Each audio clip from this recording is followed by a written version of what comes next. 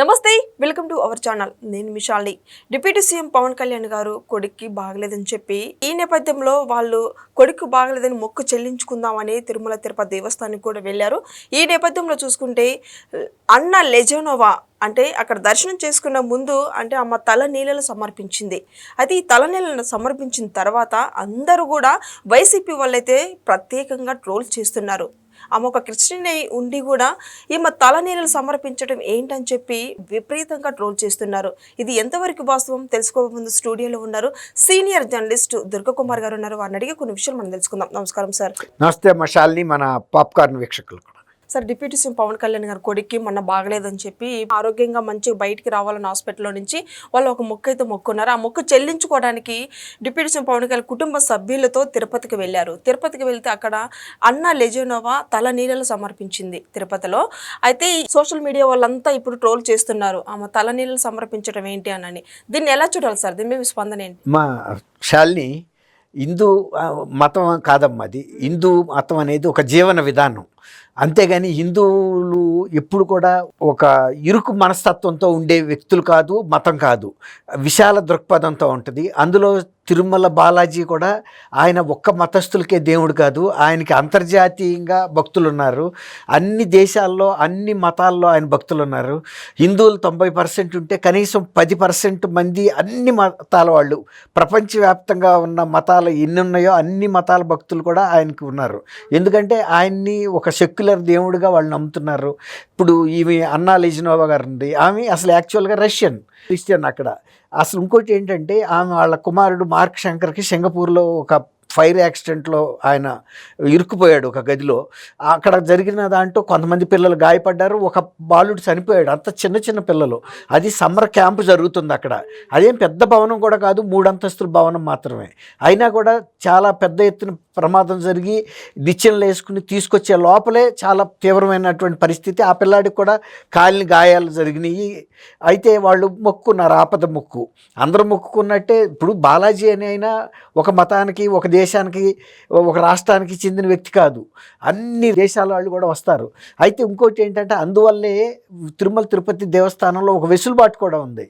ఇతర మతస్థులు కూడా అక్కడికి రావచ్చు, కానీ అక్కడికి వచ్చినప్పుడు హిందూ మత సాంప్రదాయాలని గౌరవిస్తామని ఒక డిక్లరేషన్ ఇవ్వాలి. అది ఒక సింపుల్ ప్రొసీజర్. అది ఎవరైనా గౌరవిస్తారు. జగన్మోహన్ రెడ్డి గారి టైంలోనే అది చేయలేదు. ఇప్పుడు ఆయన ముఖ్యమంత్రిగా ఉండి అనేక సార్లు బ్రహ్మోత్సవాలకి పట్టు వస్త్రాలు ఇచ్చేటప్పుడు సతీ సమేతంగా వెళ్ళటం అనేది సాంప్రదాయం. కానీ ఆయన ఎప్పుడు కూడా వాళ్ళ భార్యను తీసుకెళ్ళలేకపోతే మనం దాన్ని ఎవరు విమర్శించాల్సిన అవసరం లేదు. ఆమె వ్యక్తిత్వం అంటే ఆమెకి ఇష్టం లేనప్పుడు భర్తగా ఆయన కూడా ఏం చేయలేడు. కానీ కొంతమంది నమ్ముతారు. ఇప్పుడు బాలాజీని నమ్ముకుంటే తప్పని కాదు. ఇప్పుడు ఆమె అంత ఆపదలోంచి కనుక నా కుమారుడు బయటపడితే నేను తలనీలాలు ఇస్తానని మొక్కుకుని ఉండొచ్చు. అదృష్టవశాత్తు ఆ పిల్లాడు గాయాల నుంచి తేరుకోగానే వెంటనే ఆపద మొక్కులు తీర్చుకోవాలని ఆమె వచ్చి డిక్లరేషన్ ఇచ్చింది. రకరకాల హిందూ సాంప్రదాయాల్లో తిరుపతి దేవస్థానంలో ఏ దేవుళ్ళని దర్శనం చేసుకోవాలి చేసుకుంది. తర్వాత కళ్యాణ కట్టకెళ్ళి తలనీలాలు ఇచ్చింది. ఆ తర్వాత వెంగమాంబ అన్న సత్రంకి వెళ్ళింది, తరిగొండ వెంగమాంబ సత్రంకి వెళ్ళి అక్కడ కూడా ఒక 17 లక్షల రూపాయలు టీటీడీకి విరాళం చెల్లించింది. తర్వాత అక్కడ సాంప్రదాయం ప్రకారం అందరికీ ప్రసాదం వడ్డించింది. తను ఆ బిడ్డతో కలిసి తింది. ఇప్పుడు ఒక మత సాంప్రదాయం ఉంటే మన మతాన్ని గౌరవించాలి, ఇతర మతాలని గౌరవించకూడదు, ఇతర మతాలని ద్వేషించమని ఎక్కడన్నా ఉందా? లేదు కదా. తర్వాత కొంతమంది వ్యక్తులు పెద్ద సెక్యులర్గా వెళ్ళి ప్రసాదం ఇస్తే కింద పారబోస్తారు, తీర్థం ప్రసాదం ఇస్తేనేమో డస్ట్బిన్లో వేస్తారు. వాళ్ళకన్నా ఆమె ఫెయిర్గా ఒప్పుకుంది, ఈ దేవుడిని నేను కోరుకున్నాను, నా బిడ్డ ప్రమాదం నుంచి బయటపడ్డాడని. అట్లాగే తిరుమల బాలాజీకి అట్లాంటి ఇరుకు మనస్తత్వం లేదు. ఆయన అందరినీ ఆశీర్వదిస్తాడు, ప్రపంచం అంతా హాయిగా బతకాలని కోరుకుంటాడు. బాలాజీ ఆశీర్వాదాలు అన్ని మతాల వాళ్ళు కూడా బాగుండాలని కోరుకుంటాడు. అంతేగాని నా మతానికి చెందిన వ్యక్తులే బాగుండాలని కోరుకోడు. ఇప్పుడు లెజోనోవా పిల్లాడు మార్క్ శంకర్ పసిపిల్లాడు, ఆ పిల్లాడికి ఆశీర్వదించాడు ఆయన. ఆ బిడ్డ బాగుండాలి, తేరుకున్నాడు, వచ్చారు ఆ విశ్వాసం ప్రకారం. అంతే తప్ప ఫలానా మతస్థులం కాబట్టి ఇతర మతాలని ద్వేషించాలి, వాళ్ళ మీద వ్యతిరేకంగా మాట్లాడాలి అనుకునే వాళ్ళు కుసంస్కారులు. అంతే, పైకి నటిస్తూ మళ్ళీ అదే దేవుడి సెట్టింగ్ ఇంట్లో వేస్తారు, మళ్ళీ ఆ మతానికి సంబంధించి ఏమన్నా వ్యతిరేక మాటలు మాట్లాడతారు. అది అలాంటి కుసంస్కారాల కన్నా ఆమె తేటగా ఎస్ నా బిడ్డని ఈ బాలాజీ కాపాడాడు, నేను వెళ్ళి తలనీలాలు ఇచ్చుకుంటాను. ఆ రష్యన్ అయినా కూడా మన ఈ భారతీయ సాంప్రదాయాలని, హిందూ జీవన విధానాన్ని గౌరవించినందుకు ఆమె సంస్కారాన్ని అభినందించాలి. కుసంస్కారాలు అయితే అట్లాంటి వాళ్ళని ట్రోల్ చేస్తారు. అంతేగాని ఆమె ఒక మతానికే ఎందుకు పరిమితం? వాళ్ళు ప్రపంచంలో ఎన్ని మతాలున్నా అన్ని మతాలు మంచియే, అన్ని మతాలు మంచియే చెబుతున్నాయి. అంతేగాని ఇతర మతాలను ఎవరు ద్వేషించరు. హిందువులు అస్సలు ద్వేషించరు. హిందువులు పేర్లు కూడా పెట్టుకుంటారు, మస్తానయ్య అని, మస్తానమ్మ అని, తర్వాత అలాగే క్రిస్టియన్ నేమ్స్ కూడా పెట్టుకుంటారు. వాళ్ళకేం ఉండదు, వాళ్ళు కూడా ఒక్కోసారి ఈ దేవుళ్ళను మొక్కుకుంటారు. ఆపదలో అందరి దేవుళ్ళు అందరినీ ఆదుకుంటారు. అంతేగాని ఏ మతస్థుల్ని ఆ దేవుడే ఆదుకుంటాడని ఏం లేదు. ఇప్పుడు ఆపదలో ఉన్నప్పుడు ఆమె ప్రార్థించుకుంది, వచ్చింది. ఆమె సంస్కారానికి మనం అందరూ కూడా అభినందించాలి. మనం ఏ మతస్థులైనా కూడా ఏ మాత్రం భేషజాలు లేకుండా వాటిని పాటించాలి. క్రిస్టియన్స్ అయితే క్రిస్టియన్ చర్చిలకు వెళ్ళండి, చక్కగా వెళ్ళండి. 4 గోడల మధ్యలో చదువుకోవద్దు అభద్రతాభావంతో. పబ్లిక్గా పట్టుకు తిరగవచ్చు. ఇప్పుడు జగన్మోహన్ రెడ్డి గారు అన్నాడు, 4 గోడల మధ్యలో ఎందుకు చదవాలి? నువ్వు బహిరంగ సభలకు వెళ్ళినప్పుడు ప్రజల కోసం వెళ్తున్నావు, నువ్వు చేత్తో పట్టుకెళ్ళు, విజయమ్మ గారు పట్టుకున్నట్టు. నువ్వు బహిరంగ సభలో మాట్లాడేటప్పుడు నీ చేత్తో పవిత్ర గ్రంథం పట్టుకుని పవిత్రమైన మాటలు మాట్లాడు. గుడ్డలోడ తీసి కొడతాను, వాళ్ళని సముద్రాల నుంచి లాక్కొస్తాను, కక్కిస్తాను. వ్యవస్థల గురించి, వ్యక్తుల గురించి, వాళ్ళ జీవన భృతి కోసం వేసుకున్నారు కాకి బట్టలు. నిన్నేదో చేయటానికి వాళ్ళు వేసుకోలేదు, వ్యవస్థను కాపాడటానికి. ఇప్పుడు నువ్వంటే బాగా డబ్బు ఉంది, నువ్వు 1000 మంది బౌన్సర్లను పెట్టుకోగలవు, ఒక 20 అడుగుల ఎత్తు ఫెన్సింగ్లు వేసుకోగలవు. కానీ సామాన్య మానవుడికి సమాజంలో భద్రత ఇచ్చేది పోలీసులే. నువ్వు అట్లాంటి పోలీసు వ్యవస్థని కించపరిచి వాళ్ళ మనోధైర్యాన్ని దెబ్బతీస్తే వాళ్ళు ఎవరు కాపాడతారు వాళ్ళని? అట్లాగే ఆయన 4 గోడల మధ్యలో చదువుతానంటున్నాడు. కానీ లెజినోవా ధైర్యంగా వెళ్ళి ఇతర మతస్థుల దేవుడైనా సరే వాళ్ళ సాంప్రదాయాలను గౌరవించింది.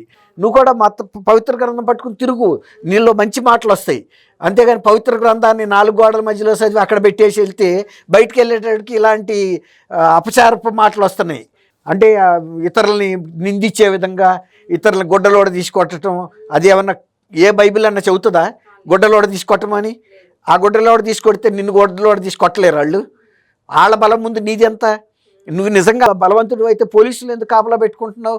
నువ్వే పులివైతే నువ్వు పిల్లివి కాబట్టే పుల్లులు తెచ్చుకుని కాపలా పెట్టుకుంటున్నావు, అంతే కదా. మళ్ళీ వాళ్ళని తీసుకెళ్ళి గుడ్డలోడ తీసుకొడతాను. అసలు ఒక కానిస్టేబుల్, ఒక హోమ్ గార్డుకి సరిపోతాడు ఈయన? లేదు. హోమ్ గార్డు నిన్ను గుడ్డలోడ తీసుకొట్టలేడా? బజార్ అంటే ఉరికించి కొట్టలేడా?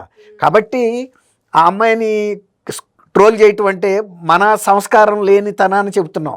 ఆ అమ్మాయి రష్యా నుంచి వచ్చి మన భారతీయ సాంప్రదాయాల్ని విలువల్ని గౌరవిస్తుంది.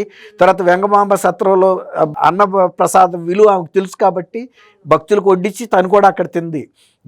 ఎక్కడ ఏ దేశంలో పుట్టాము, ఏ మతంలో పుట్టామని కాదు, అన్ని మతాలు కూడా మంచి విషయాలు చెబుతున్నాయి, చెడు మాటలు మాట్లాడొద్దు అంటున్నాయి. పవిత్ర గ్రంథాలనేమో రహస్యంగా చదవటం, అపచారపు మాటలనేమో బహిరంగంగా మాట్లాడటం, అది కాదు ఏ మతస్థుడైనా చేయాల్సింది. ఆమెలాగా ఉండాలి. నువ్వు బైబిల్ చదివిందా చదవలేదా చెప్పలేదు, కానీ అన్ని మతాలు నాకు సమానమే, సర్వమత సమానమని ఒక సందేశం ఇచ్చింది. ఆ సందేశాన్ని తీసుకోలేని అందులు వీళ్ళు కళ్ళు లేవు, మంచి వినపడదు వీళ్ళకి, ప్రతి దాంట్లోనూ చెడే చూస్తారు. ఎవరైనా సరే శిరస్సు వంచి నమస్కరించాలి. ఇంకా సంస్కారం ఉంటే ఆ పాదాలు పట్టుకోవాలి. ఎందుకంటే అన్ని మతాలు సమానం అని ఒక సందేశం ఇచ్చింది ఎక్కడో రష్యాలో పుట్టి వచ్చి. కాబట్టి అటువంటి కుసంస్కారాల మీద కేసు పెట్టాలి. ఎవడైతే గనక ఆ అమ్మాయి మీద ట్రోల్ చేశాడో వాళ్ళని వెంటనే అరెస్ట్ చేయాలి, గట్టి చర్యలు తీసుకోవాలి. ఇప్పటికీ ఇంకా ట్రోల్స్ నడుస్తానే ఉన్నాయి సార్. సోషల్ మీడియాలో విపరీతంగా ట్రోల్స్ సార్ ఇప్పుడు వైసీపీ వాళ్ళు. అదే అన్నా, ఇప్పుడు వైసీపీ పెద్ద ఆయన పార్టీ అధినేతే పిచ్చి మాటలు మాట్లాడుతుంటే పోలీసుల మీద, వ్యవస్థల మీద, మతాల మీద, మొన్న ఫాస్టర్ విషయంలో కూడా వాళ్ళు దాన్ని రాజకీయం చేయబోయారు. స్వయంగా జగన్మోహన్ రెడ్డి గారు మేనత్ విమలాదేవి, ఆమె చాలా పెద్ద వయసు ఆమె, వాళ్ళ తమ్ముడు వివేకానంద రెడ్డి గారు హత్య కేసునేమో వదిలేయమంటది. అక్కడ అతను పడిపోయి మోటార్ సైకిల్ మీద పడిపోతే ఎవరో వచ్చి చంపారంటుంది. ఒక మత ప్రచారకురాలు అయ్యుండి అలాంటి అబద్ధపు మాటలు మాట్లాడొచ్చా? వివిధ వర్గాల మధ్య చిచ్చు పెట్టడానికి అలాంటి పనులు చేయొచ్చా?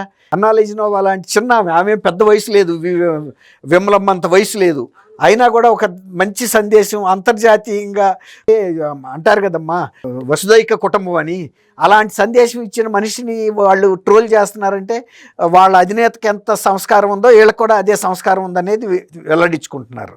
ఇలాంటి వాటి గురించి పట్టించుకోవాల్సిన అవసరం లేదమ్మా Shalini. Thank you sir. Thank you అమ్మా శాలిని, మన పాప్కార్న్ వీక్షకులకు కూడా.